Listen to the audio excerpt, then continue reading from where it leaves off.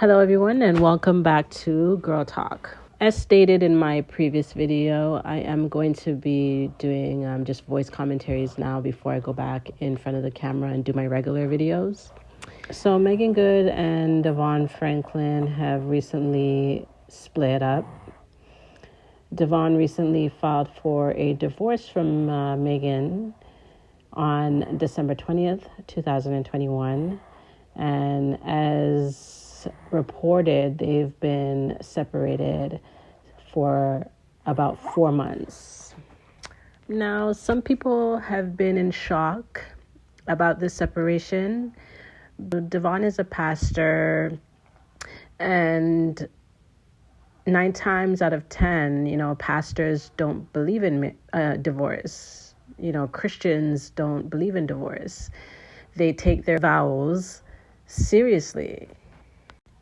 Therefore, everyone has been speculating that it must have been something tragic that may have happened for the couple to separate. Because if you go back to Meagan's and Devon's videos from even a year, 2 years, 3 years back, they've spoken very positively about each other. They spoke a lot about waiting to be married before being sexually intimate, which was basically, I guess, Devon's belief, right? A lot of Christians believe in celibacy and giving your body to someone that you are married to. Before they've gotten together as a couple, Devon has made it clear that he was celibate for 10 years.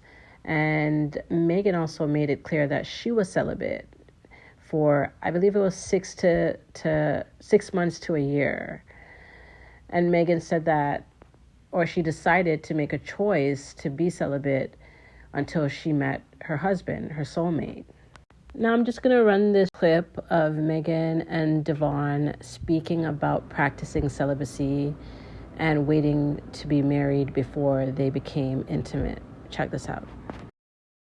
You, I think, were like the first ones to really out of Hollywood start talking about it. Well, you were. Yeah. What made you decide to go there? Because you didn't have to tell people what was happening in your bedroom, but you did. Or not happening. Eventually happening, but not right away. Oh, Lord. That's right. We had to wait. I think we just wanted to share because relationships are so hard. Mm-hmm. And truth be told, there's not a lot of guidance out there. And so we wanted to share our truth, and that waiting to have sex was a critical part of the healthy foundation of our marriage and relationship. And we both were doing it independently. I had been doing it for years before Meagan and I got together because, being out in the world, speaking and preaching, telling one thing, there was a time when I was doing something different. Mm-hmm. And I wanted to reconcile who I was in public and in person. And in private, excuse me. So that's why I decided to wait. Yeah. And I said, you know what? I'm going to wait until marriage after I wasn't waiting. And then Meagan and I got together and found out she had been waiting. Yeah. And Meagan, as I understand it, you've said in the past you knew this was your husband before he knew. Yeah. How's that possible? Well, it's really interesting because we had met 4 years prior to working on Jumping the Broom. And he was the executive on Jumping the Broom. I was the actress on the film. And I was on the tail end of kind of not so great relationship. Not because the person, we just weren't right for each other. But I really got a chance to get to know him on set. And I thought, man, that's the kind of guy I wish I could marry. And that was it. He's the guy who gives you the job. That's all I thought about it. And then I got back from Nova Scotia filming. And I was like, man, Lord, I'm at a really hard place, like at a standstill in my life, and I'm really hitting a wall. What am I supposed to be doing? And the first thing that God told me was that it was time to get out of that relationship. The second thing that God told me was that it was time to be celibate. And the third thing that God told me was that Devon was my husband. And I was like, okay. And I was like, and I didn't know him that well. And I was like, so what do I do, Lord? And God was just like, nothing, just work on yourself. So I spent the next 9 months healing, working on damage from childhood, growing up in the business, things you just go through in life. And about 5 months in, I started telling friends and family that Devon was my husband. They were like, oh, really? They're like, does he know that? And I'm like, no. They're like, so you had not even gone on a date? No, didn't know anything about it. I didn't talk to him at at all. This could have gone real creepy. Yeah. She can't be telling everybody, and somebody says, Devon, I don't know her. I don't know what she's talking about. Yeah, no, I was just at the time I was an executive for Sony working on the movie, and she was one of the stars. So I was like, hey, you know what? That's the talent. I'm the executive. Like I would never cross that line. And also, it's Meagan Good. So I'm thinking like, yo, like that's just Meagan Good, the stars, the moon. They're all in another stratosphere. And so when it came to reality that like, wait a minute, at the Jumping the Broom premiere, 9 months after the movie was done, we started talking, and it felt like, wait, I think Meagan is interested in me. Meanwhile, I had told all my girlfriends, I was like, I'm meet my husband tonight, and everyone's like, okay, so we're following him around the party like teenage schoolgirls, like looking at him and stuff. And then we went out 2 weeks later, and then literally from the time of going out, it was 10 months later we were engaged, and 2 months later we were married. So over the span of, 13 months, you were celibate in the relationship. You make this pledge to each other, you make it to God, but we're all humans and our bodies react to things. Absolutely. So did you avoid kissing? A massage was out of order? I mean, because these things, I'm just being honest. Okay, Come on, you getting all of it. Come on, Tamara. I mean, you know my husband. Yes, I do. Right, That's my husband like massaged my shoulder. I'm like, hey, maybe not as often because we have a baby now, but hey, But it's like, how did you avoid triggers? You know, it's one of the things we talk about, in the book. We talk about the power of delayed gratification. We live in a time where everybody wants everything now, but there's a lot of value when we just wait and sit back and say, you know what, I'm going to delay this because if I do, I'll get what I actually want when it's time for it. So for us, we had to know our triggers. Now, that means some nights we could not Netflix and chill, okay? We couldn't do it. Did you cuddle? You didn't stay in the same house? Every day was different. No, we had separate houses. We didn't move in until And you didn't have any sleepovers? No, we had sleepovers. Oh. But again, you got to know your boundaries. You got to know your triggers. So pillow in the middle? Sometimes not. Really? It just depends. It just depends. Like. Now, this is why I did want to weigh in on this situation, because even watching that video is very sad to watch because they seemed very happy and optimistic about their past and their future. They were practicing celibacy before they got together, so it was a good way to start a relationship. Now, I know Christians believe in waiting before or getting married before giving your body to someone. And I believe that's how it should be. I believe that if a man does truly love you, he'll wait. It shouldn't be all about sex. Now, one of the reasons people are speculating could have driven Devon to get a divorce was that he wanted children, and Meagan wasn't ready for children. But in a clip that I'm going to play, Meagan did express that she was ready to have children.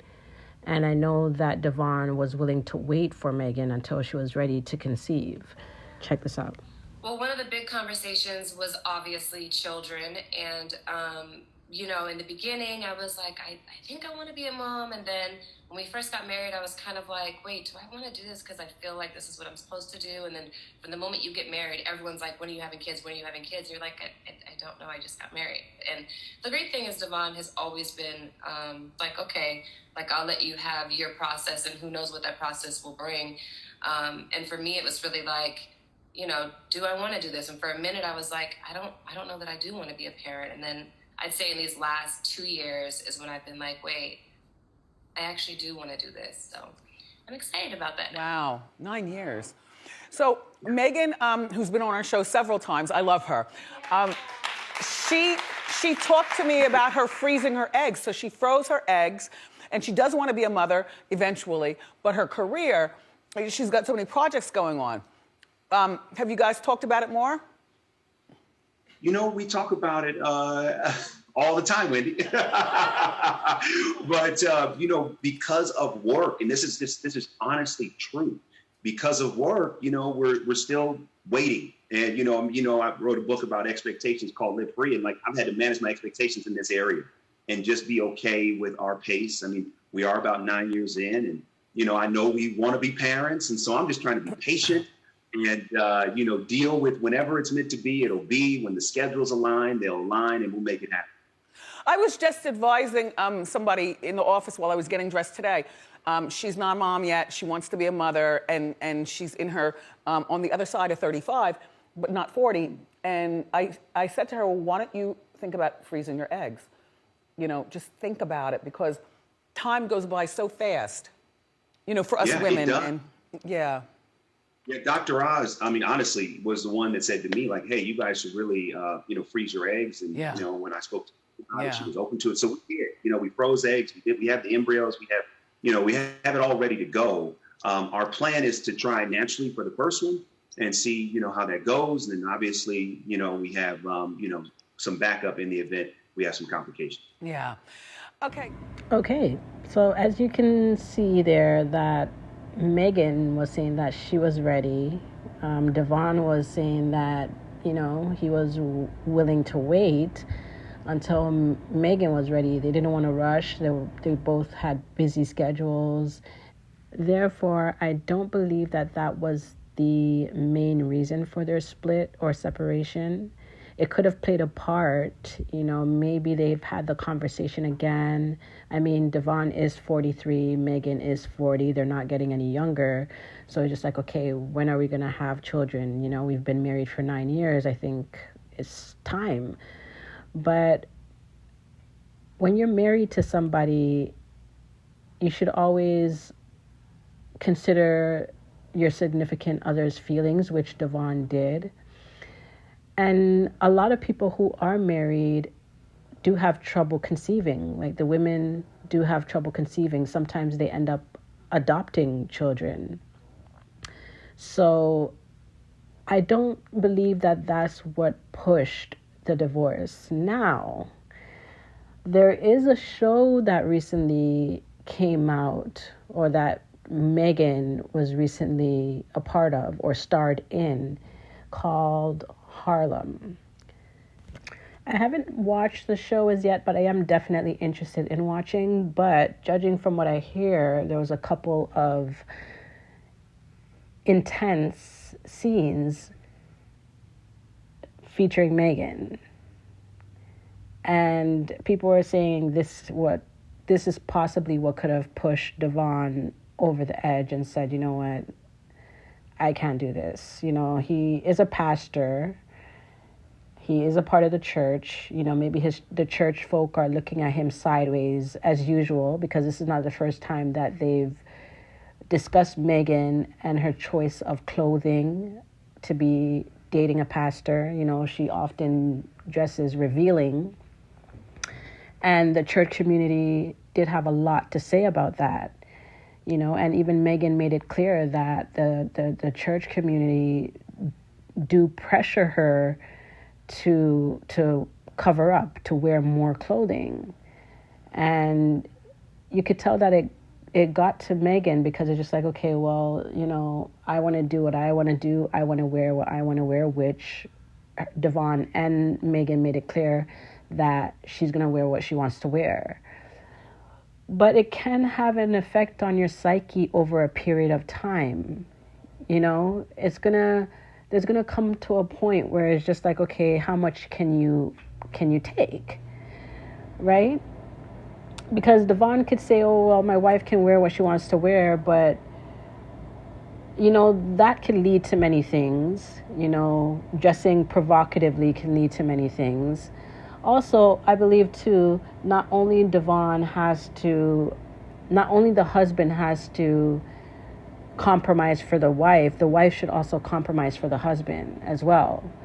So maybe Devon felt that there wasn't enough compromise on Meagan's end in terms of her choice of clothing and the movies and shows that she signs up for that contradicts their marriage or their wedding vows, or what Devon stands for as a pastor. Now, I do know early on in their relationship, Devon did express that he didn't want to date an actress. But I guess with Meagan, he saw something special in her. If you go back to his their earlier interviews, Devon did make it clear that he was reluctant to date Meagan because he didn't want to date an actress in Hollywood.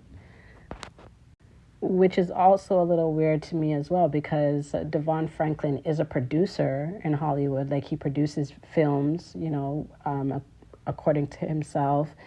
And Meagan, that's how they met. She met him prior to shooting Jump in the Broom. and then she discovered and realized that, you know, that was her husband, that was the one for her.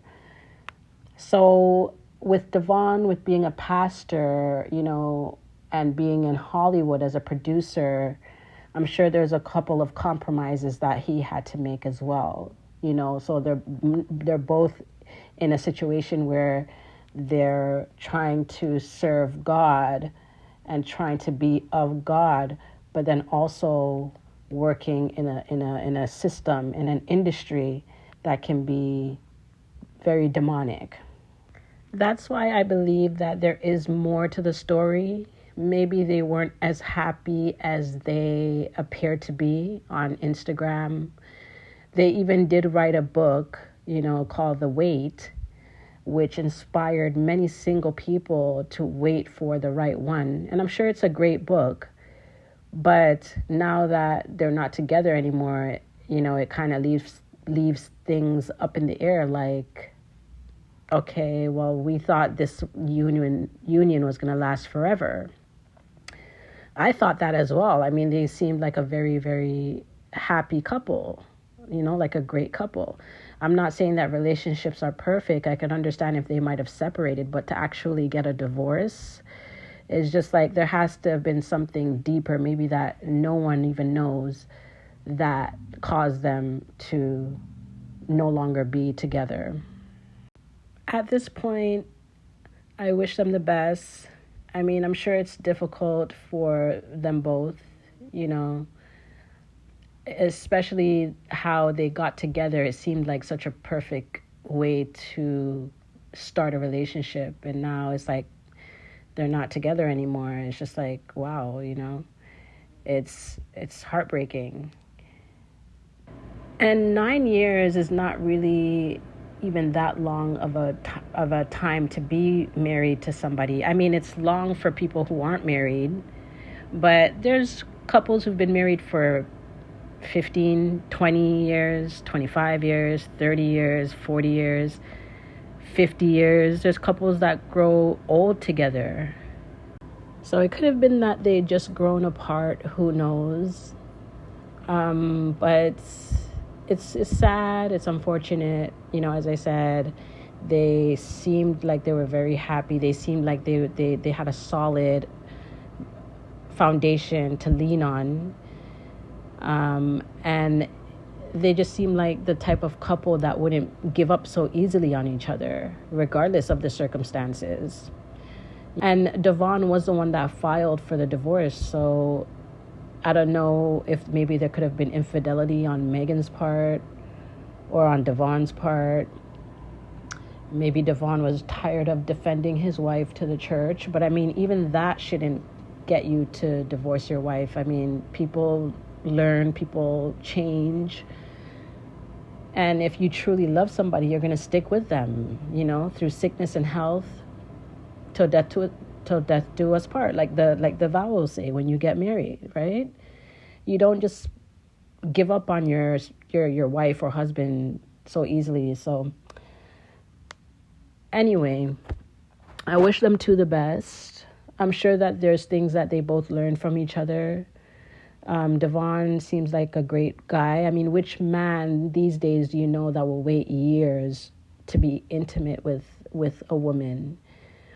Which man do you know today that voluntarily says, you know, I want to be celibate and wait for that right woman for me? It's slim to none. So that alone makes Devon a great person, a great man, and I'm sure Meagan will feel like she suffered a great loss, you know, and Devon as well. But as I said, men like Devon don't really come around these days, you know, so I do wish them both the best, and hopefully, you know, maybe one day they might even end up getting back together, who knows, but I do wish them the best, and hopefully they move on gracefully, and I'm sure that they've learned a lot from each other, and they'll forever care about each other. But, you know, it's a new day. You got to move on and see what the future holds. Well, thank you for tuning in to another session of Girl Talk. Like, share, subscribe, and I'll see you in the next video. Bye.